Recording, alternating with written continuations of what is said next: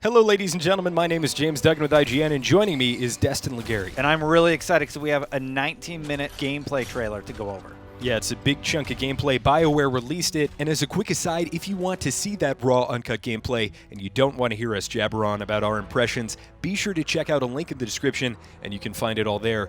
In this video, though, we're going to be discussing our hands-on gameplay impressions. I got to play it for about an hour on two separate occasions at E3 2018, but Destin, you beat me by a long shot because you actually traveled to Edmonton to preview the game. Yes, I did it at BioWare, and I have to say, this walkthrough that we not only saw at E3, but now we're seeing again, is tremendously improved over what we saw in Edmonton. It looks really, really great. The boss scene in particular near the end is very, very polished compared to where it was, and they've only had a month to work on that.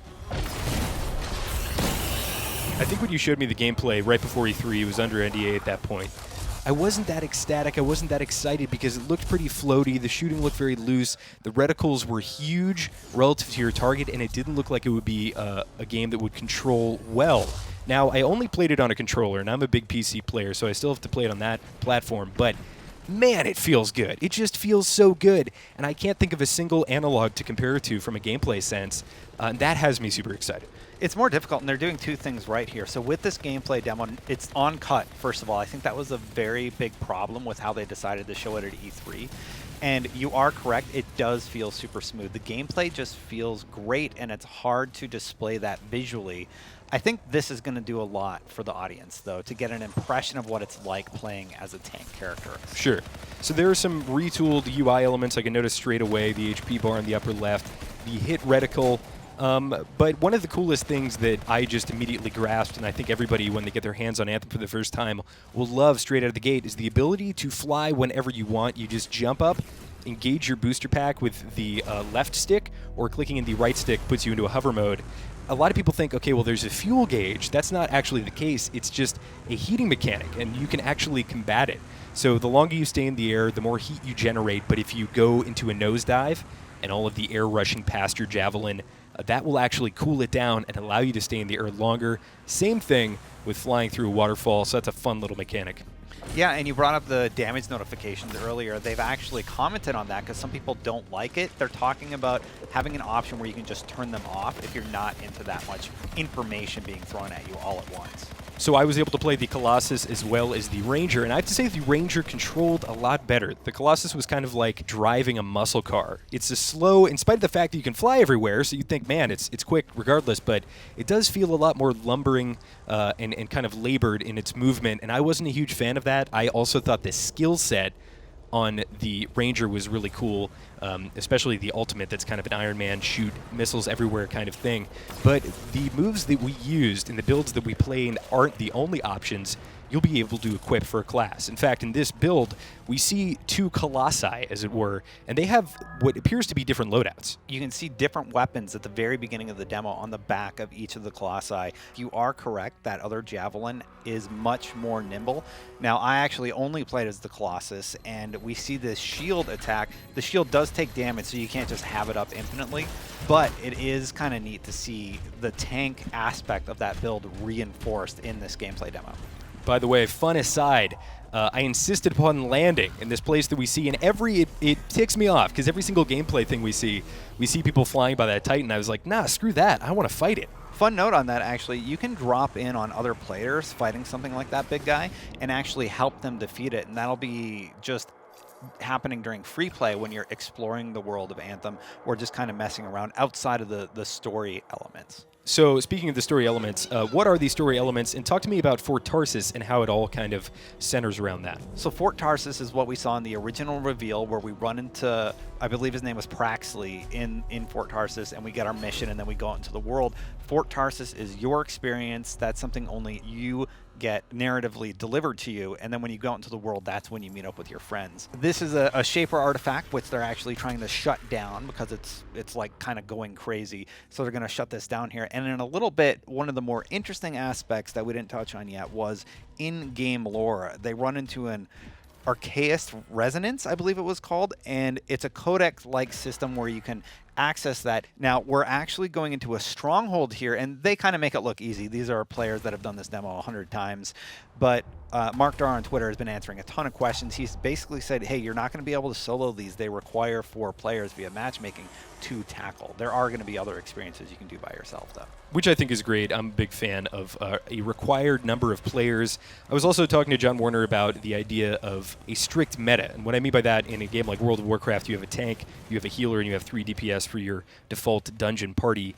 And whether there was going to be a meta enforced, and he said there wasn't necessarily. However, it will be advantageous to have a variety of different javelins, and then the idea of everybody picking one javelin, which, by the way, you're a pilot, not a javelin. You're not a suit. You can jump out of your suit and into another class, essentially, anytime you're in Fort Tarsis or your Strider. But he said, like, the idea of having 4 Colossuses would be kind of more like a meme run, or just having a good time or something like that, and maybe not necessarily a competitively viable strategy. We're seeing these javelins kill a bunch of enemies and get all these pickups. What are these loot pieces? What are these orbs? This is an ammo loot drop. The red pickups are HP, and you don't regenerate HP. You have to get these pickups to get ammo again, to get your health to come back. And earlier, we saw some purple and gold loot drops. They've talked about there being more than just like 3 levels of loot drop. In terms of rarity? Yeah, so in terms of rarity, there's going to be various drops there. And for upgrades to your pilot/javelin, those are going to be sort of a leveling mechanic that we haven't actually seen yet. I totally forgot to mention this, but at the beginning they showed the map, and that is like a small portion of the explorable space that you're going to be able to see in Anthem. As I see how much polish they put in this, I'm getting really, really hyped for it. I am super excited as well. And I totally believe in the ability for them to deliver a replayable gameplay experience that has what's called an elder game with this fidelity in the context of the fact that they are not going to have things like PvP.